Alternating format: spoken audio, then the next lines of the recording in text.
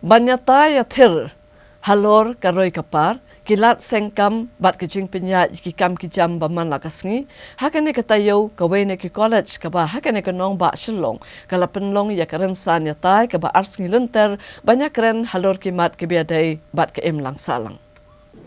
Hakasan bat hendu tarik mentau benai jemang arajar arpaulai ke Shillong College lembang ke Department of Commerce rungkat ke jing trelang bat ke North East India Commerce and Management Association shibentan ke lympung ke belatip kum ke 6th Annual Conference of North East India Commerce and Management Association gala penlong ru ya ke lympung iatai halor kapang Sustainable Development Business Policy and Management Practices hakabalawan ya shimbenta da ki khraw pyrkhat bat ki pro being nakaleng kathan chatela mingi.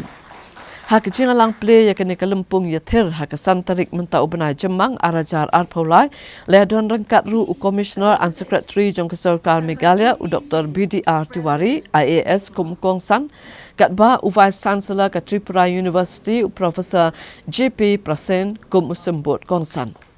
Kiwaide ke beledon lang hakane ke sngi ki kentup yo President bat Secretary jong ke NEICMA Professor AP Singh bat Professor Ambika P Pati ke Principal jong ke Shillong College Dr. E Kharkongor bat layo ke kentien lamprang halor ke phang pedeng jong ke ne ke lempung na Dr. Akbar Uddin Ahmed.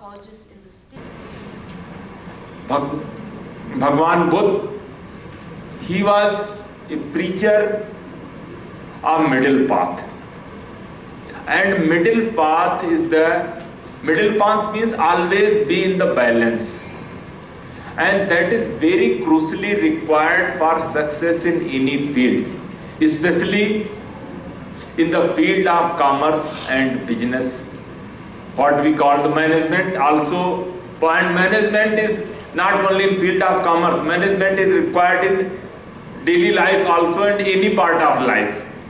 To have better management, better discipline, and rather than following the extreme end, always to see the different aspect of coin together.